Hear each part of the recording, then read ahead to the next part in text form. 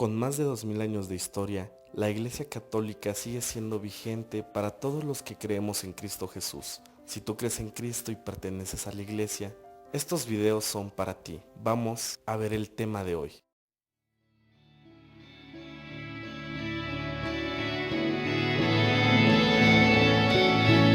¿Qué tal, amigos? El día de hoy vamos a seguir aprendiendo en este curso de liturgia. Hoy vamos a conocer los objetos litúrgicos.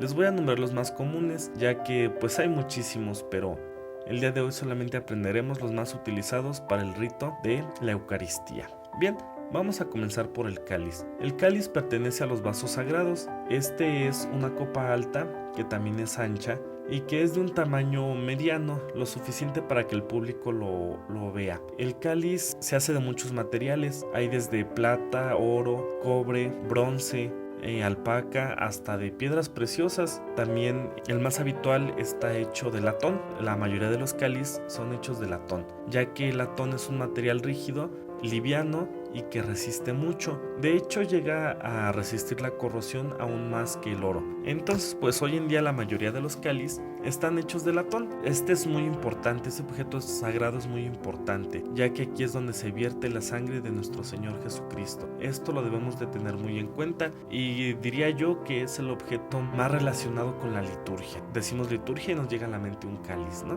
Bueno, pues eso fue el cáliz. El copón es, como su nombre lo dice, una copa, pero muy ancha. En el copón es donde van a ser depositadas las hostias sin consagrar y van a ser llevadas para posteriormente ser consagradas. Muchas veces también se consagra directamente en el copón, ya que es para ir reservando las hostias y que el cuerpo de nuestro Señor Jesús permanezca intacto, para así durante las misas irlo llevando a los feligreses. Bien, el copón también suele ser de distintos materiales, los hay desde madera hasta oro. El copón es muy parecido a veces a los cáliz, también por eso debemos de tener en cuenta la función de cada uno. El copón suele llevar una tapa, ya que es también donde se reserva el cuerpo de nuestro Señor Jesucristo dentro del sagrario. Entonces el copón también es muy importante. Los materiales que se utilizan para el copón, como lo dije ya antes, pues son muy variados, pero también sus tamaños y diseños son muy variados. El copón tampoco tiene arreglos muy ostentosos, suele ser liso y si acaso con algunos tallados a veces que refieran a la Eucaristía. La patena es un pequeño platillo redondo con un pequeño bisel que entra en la parte de arriba del cáliz. Algunos también no tienen este bisel, pero están hechos de manera ondulada para que puedan reposar sobre el cáliz. En la patena es donde va a estar contenido nuestro Señor, el cuerpo de Cristo. Es donde se deposita el pan que va a ser transformado en el cuerpo de Cristo. La patena suele ser en conjunto con el cáliz, o sea que están hechos de los mismos materiales. No están tan adornados como los cáliz. De hecho, muy pocos llevan algún grabado. Realmente solamente es el platillo liso y ya. Es ahí donde se va a contener la hostia consagrada. Siguiendo con esto, llegamos ahora al platillo de comunión. El platillo de comunión va a ser lo que va a proteger el traslado desde el copón hasta la boca del feligrés que va a recibir a nuestro Señor Jesús. El platillo de comunión sirve para que no caigan partículas del cuerpo de nuestro Señor Jesús al suelo. Cuando cae alguna partícula o la hostia consagrada completa, pues caen sobre el platillo de comunión. De este modo nos evitamos que vayan a caer al suelo. También suelen ser de varios tamaños y de varios materiales. Lo más común es que también estén en concordancia con la patena y con el cáliz, que sean del mismo material y que también sus grabados no sean tan ostentosos. Lleva solamente algunos grabados, lleva algunos arreglos y esto va a depender de la época, pues al igual que el cáliz y la patena, dependen también del estilo en el que haya sido realizado su arte, por ejemplo en el estilo gótico o en el estilo barroco. Las vinajeras siguen perteneciendo a los vasos sagrados. Las vinajeras es donde nosotros vamos a llevar el agua y el vino que serán transformados en la sangre de nuestro Señor Jesucristo. Las vinajeras suelen ser de varios tamaños, varios diseños, con varios arreglos. Los hay en materiales desde vidrio, cerámica, madera, hasta también pues oro, latón, plata, dependiendo, como lo he dicho con los anteriores objetos, dependiendo a su época, a su contexto y al lugar donde fueron hechos. El lavabo se utiliza para el lavatorio, donde el sacerdote se lava las manos antes de comenzar la consagración. Bien, este recibe otros nombres, también recibe el nombre de palangana o de jofaina. Esto depende también a la ubicación geográfica donde nos encontremos. Aquí en México y Latinoamérica lo he conocido como lavabo, pero sé que en algunas iglesias en España se le conoce como palangana y jofaina en algunas iglesias ortodoxas o de Medio Oriente. Bien, esto entonces sirve para la purificación.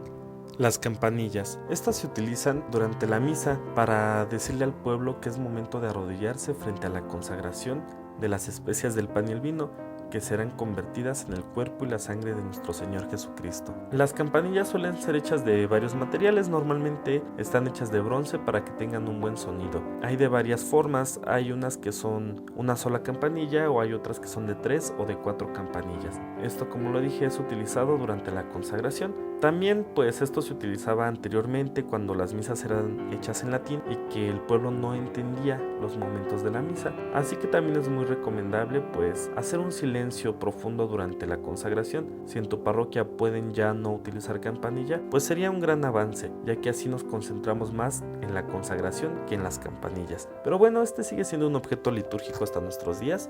Como te dije, pues son de varios diseños, tienen algunos adornos. Espero que también lo tengan en tu parroquia. La cruz alta o cruz procesional.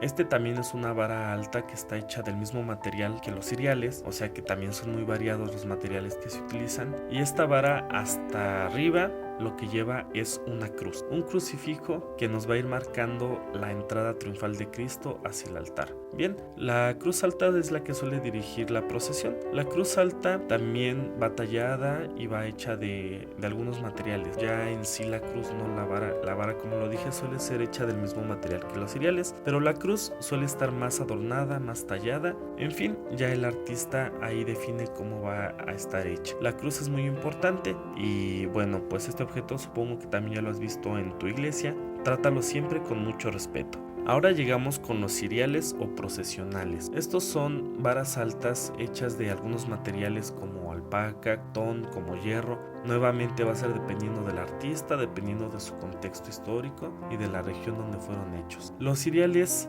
son, como lo dije, varas altas donde en la parte de arriba se deposita un cirio, una vela, que es la que va a acompañar las procesiones hacia el altar. Los ciriales suelen también ser muy detallados en algunas ocasiones, en otras simplemente son lisos, pero suelen tallarlos los artistas para que tengan alguna representación más grande, esta manera icónica de presentar la Eucaristía.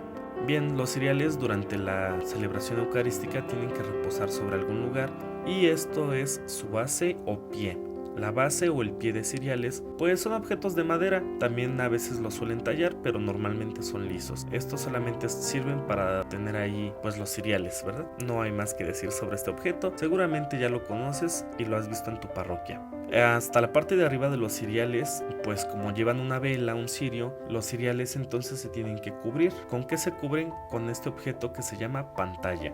La pantalla suele ser un objeto cilíndrico que va a ir adherido a la parte de arriba del cirial con un poco de cera. Hoy en día pues también hay de muchos materiales, desde madera, algún plástico, alguna mica, vidrio, y suelen ser de acuerdo al tiempo litúrgico el color del que van a ser hechos. Si aún no conoces los colores litúrgicos ni los tiempos litúrgicos, te recomiendo que veas los videos anteriores donde hablamos acerca del año litúrgico y de los colores litúrgicos.